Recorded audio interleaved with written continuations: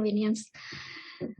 So yeah, so 86 years old female with a lot of past medical history was admitted with actually initially with the respiratory distress, shortness of breath, and cough.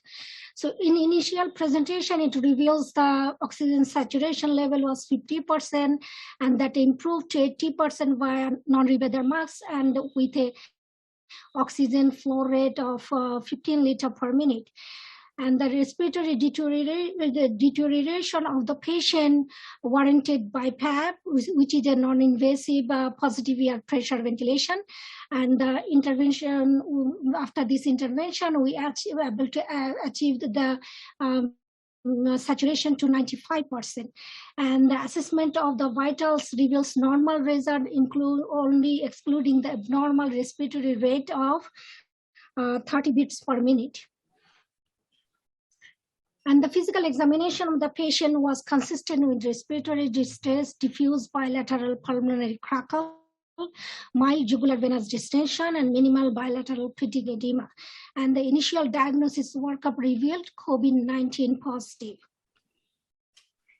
On second day of admission, so we can see that patient was not clinically hemodynamically unstable, and patient was we are able to hold the saturation above 95 with the BiPAP machine. But on second day of admission, the patient further required endotracheal intubation and systemic hemodynamic support to mitigate her clinical deterioration.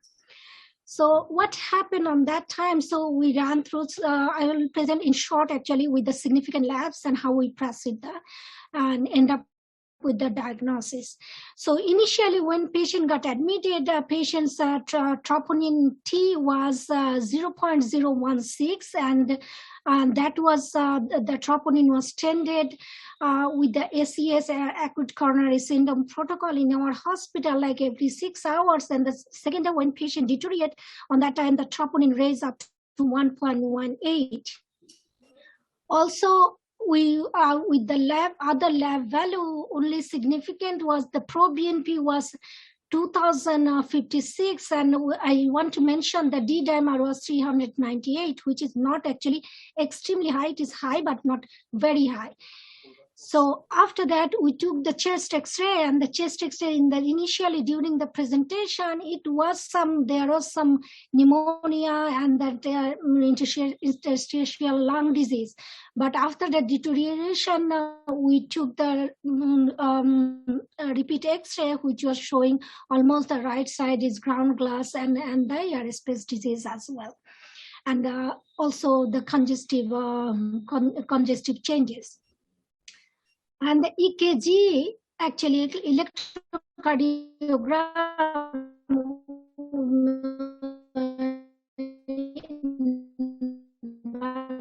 we call ECG and ERG. So any EKG was in sinus rhythm. But after deterioration of the clinical status, we can compare the electrocardiogram from the initial day. There is a newly developed ST elevation in V1 to almost V1 to V5, and also some ST depression in the inferior lid. So which was giving us the impression most likely patient is having acute coronary syndrome.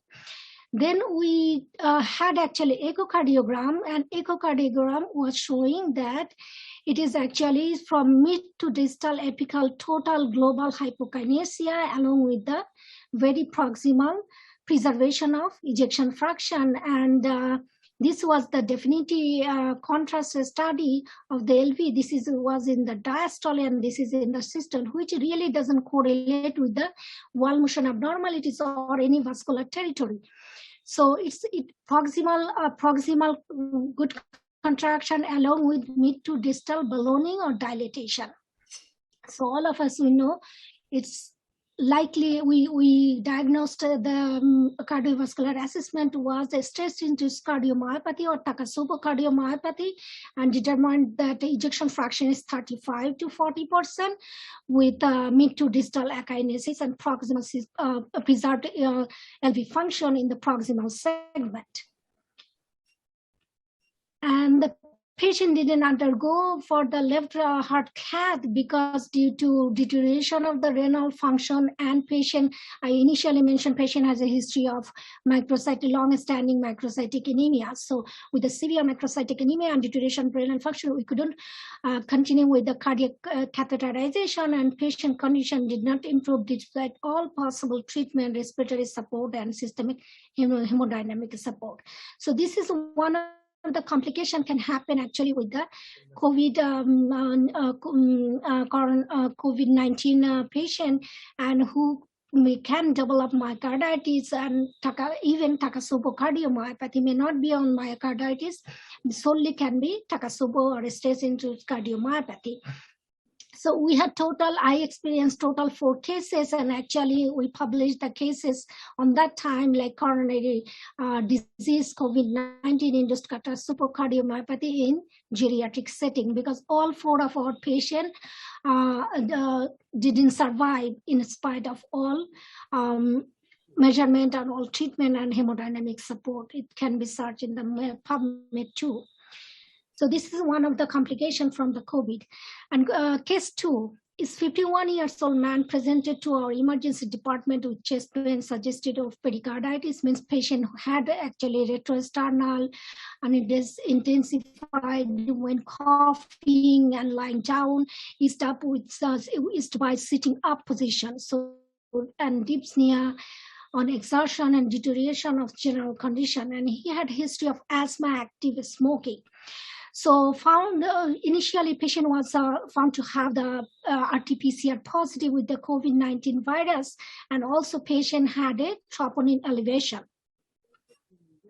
And this was the electrocardiogram of the patient, and all of us, we can see that going kind of wavy up and down, and all of us, we know that diagnosis is already most likely this patient had pericarditis and pericardial effusion from there. So this is another very common, especially whenever patient is complaining chest pain can be from the COVID pneumonia too. But if patient, maybe the approach should be, we should run the cardiac enzyme troponin, and if troponin is elevated, we should consider getting echocardiography, because it is giving us the different modalities of diagnosis of cardiac complication of COVID-19. And third case, the patient presented in the emergency department with a tender history of fatigue, fever, and dry cough. And chest radiography revealed bilateral interstitial density consistent with coronavirus disease. Continuous positive ear pressure was started with clinical benefit, but few hours later, he developed hemodynamic instability and deoxygenation. And then we did actually the echocardiogram. This is the echocardiogram. All of us know it is very, very known that we call it McConnell sign, means the apex of the RV is moving well, but whole RV is dilated and hypokinetic, and also is giving the paradoxical septal move on the left side. So paradoxical septal movement due to the right RV dilatation and volume and pressure overload from the RV, whole RV dilated, hypokinetic, but apex sparing the apex. That called McConnell signs, means that means patient was diagnosed. So bedside, that is actually my patient bedside echocardiographic finding, which revealed high risk for PE. So patient was getting massive PE with evidence of right ventricular dysfunction and free floating thrombus in right heart chamber. So systemic thrombolysis was administered with excellent clinical and hemodynamic responses. So this is the 3 cardiac complication who I personally experienced. I wanted to present. So it's not only, all of us, we know about the PE, pulmonary thromboembolism from the COVID and the complication, but it can give myocarditis, pericardial effusion, and even stress cardiomyopathy. So if patient is complaining of chest pain and if troponin comes back positive, we should keep in mind all these together. So it's not only massive P, it can be pericardial effusion, even tamponade, or it can be Takotsubo cardiomyopathy. So my another topic actually was the importance of contrast echocardiography. I just want to already show some picture of the how to calculate the LV function with the definity. So definity is actually perfluent. It's a lipid microsphere, and we know that in the sonographic ultrasono images, the lipid shows as a bright red in contrast with the grayish or blackish myocardium. So that gives us very unique definition of endocardial border, and that is the way we can really figure out the wall motion abnormalities of the LV if we are experiencing any MI. So systole and diastole, it helps us to give. So I will just show some of the picture how we can patient can get benefit out of the contrast echocardiography. So one is the LV function.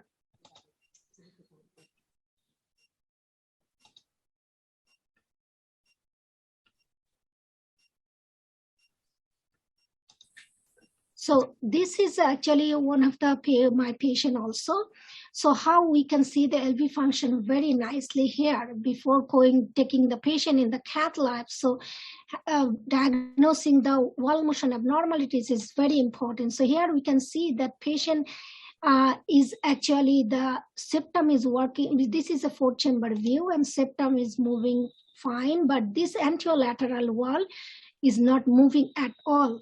And that patient had the anterior LAD, proximal LAD lesion, and that was giving us wall motion abnormality. So this is very nicely seen with the contrast echocardiography rather than only 2D echocardiography. That's very, very important. And the second case I want to see, this is the benefits. A lot of time, whenever we do that 2D echocardiography, we may not be able to see the LV cavity properly because it's kind of myocardium is grayish and black looks black. So the definition may not come very clearly. So if we give the contrast, and this is the same patient actually, this is the 2D, which we don't see anything almost at all inside the LV cavity. But after giving the contrast, the image is showing there is a big LV thrombus.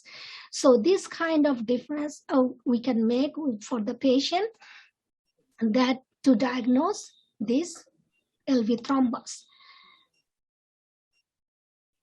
Okay, so that is that's contrast. This is for the contrast with definity or contrast with a lipid microsphere, like lipid particle or perfluent. I want to show and discuss another case with echocardiography with bubble study. This is also a contrast study. So how complicated, and so echocardiography is really a sophisticated method to diagnose a lot of complicated cardiovascular disease in a non-invasive way. This is also one of my patients that we diagnosed only with the echo and the bubble study. So he was a 63 years old man with significant post-medical history of pulmonary hypertension on treatment for last 20 years. And presented with epigastric pain. The physical examination was unremarkable except for a cardiac murmur heard at the left sternal border. The laboratory data includes complete blood count, electrolytes, amylase, lipase, where within everything was normal limit except for a pro-BNP was high up to 6.14. And that's all. And that was the only abnormal finding. So patient came with abdominal pain. Patient had only abnormalities, was some murmur with the physical finding, and lab the pro-BNP was high. And patient has a 20-year history and on the treatment of pulmonary hypertension. Okay, so this was the first, all of us, we know the parasternal long axis view of the patient. So we are all of us here oriented about the left atrium, left ventricle, LVOT, aortic valve, mitral valve, and the RV and RVOT side especially. And this is the big one is the coronary sinus.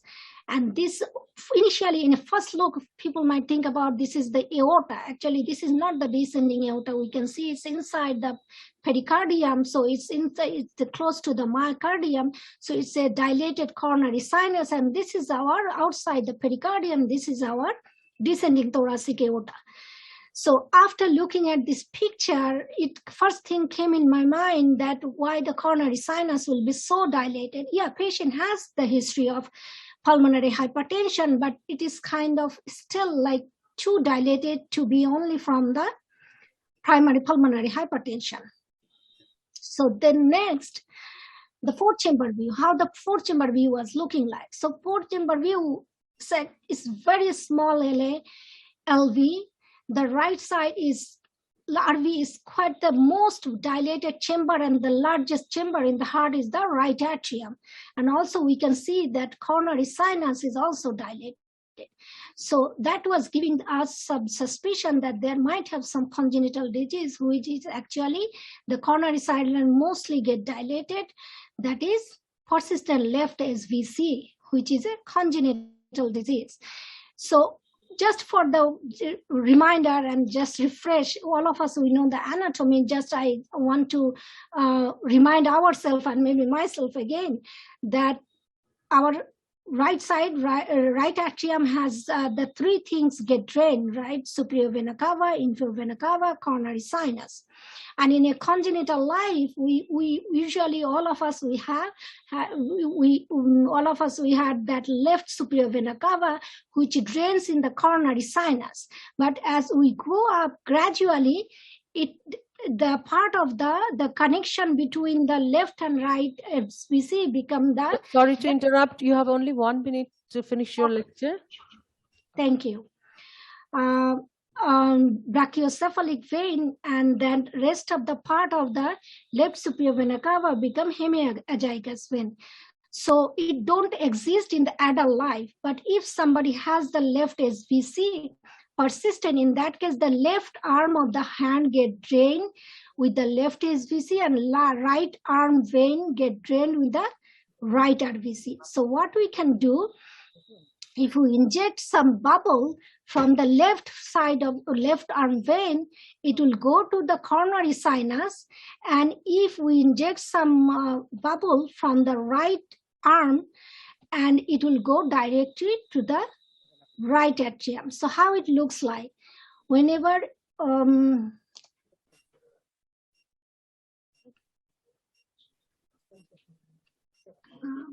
so sorry, I really want to share the video of the I'm not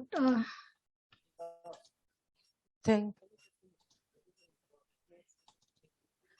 you, Dr. Sirajum Munira. Can I share my video, the last one video I have, if you give me the permission of 1 second. Next speaker is waiting. He's from... Is this talk for 15 minutes or 30 minutes? 15 minutes, sir. It is already 25 minutes.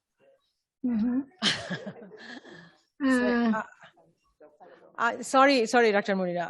We have to speak to next. So just let me give you the conclusion of my talk. So if we do that injection from the right side, left side, it goes to coronary sinus first, then right ventricle, and then if we inject from the other side, from the left side, it goes to the coronary sinus. So from the left side it goes to the coronary sinus, and from the right side it goes to the right atrium. So that's how we can even diagnose with the bubble study, very complicated congenital anomaly. So my patient was transferred to the CT surgery, cardiovascular surgery, and got operation. And so patient was getting last 20 years treatment for the pulmonary hypertension, but which is actually really not a pulmonary hypertension, which is actually a congenital anomaly of the heart.